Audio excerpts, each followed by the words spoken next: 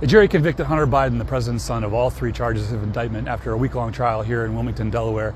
He was charged with 2 counts of making false statements, convicted of both counts, and a 3rd count of illegal possession of a gun because he was an addict. The jury concluded at the time he purchased the gun and therefore wasn't eligible to be purchasing this gun at a gun store here.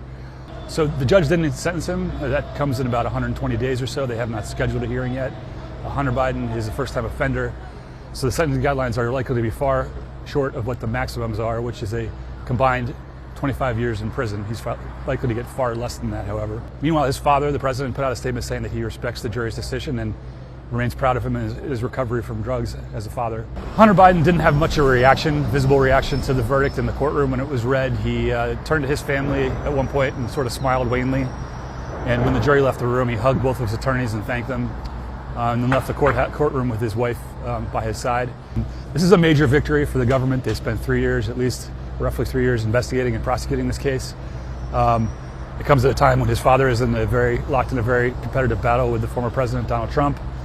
And it also comes right at the heels of President Trump's own conviction up in New York City on totally unrelated charges. This is not the end of the story for Hunter Biden either. He's got charges pending in Los Angeles for a tax case.